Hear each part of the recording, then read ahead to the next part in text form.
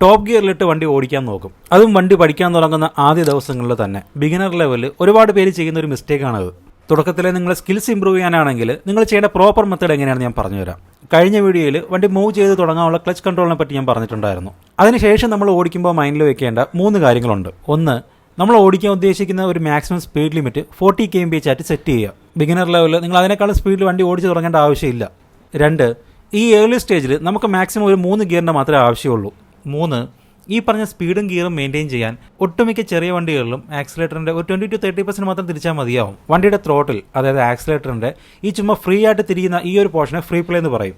ഈ ഒരു ഏരിയയിൽ ത്രോട്ടിൽ തിരിച്ചു കഴിഞ്ഞാൽ ഒന്നും സംഭവിക്കില്ല. അത് കഴിഞ്ഞിട്ട് മാക്സിമം ഒരു 20-30% മാത്രം തിരിക്കാവുന്നതാണ് ഞാൻ നേരത്തെ പറഞ്ഞത്. വൺസ് മൂവായി കഴിയുമ്പോൾ ഒരു 15-20 km സ്പീഡ് എത്തുമ്പോഴത്തേക്കും സെക്കൻഡ് ഗിയറിലേക്ക് ഷിഫ്റ്റ് ചെയ്യുക. 25-30 ആകുമ്പോൾ തേർഡിലേക്ക് ഷിഫ്റ്റ് ചെയ്യുക. ഒരുവിധപ്പെട്ട എല്ലാ ചെറിയ വണ്ടികളിലും ഈ ഒരു speed to gear pattern follow ചെയ്താൽ മതിയാവും. സോ ആദ്യത്തെ കുറച്ച് ദിവസമൊക്കെ ഫസ്റ്റ് 3 ഗിയറിൽ വണ്ടി മാക്സിമം ഓടിച്ച് പഠിക്കുക.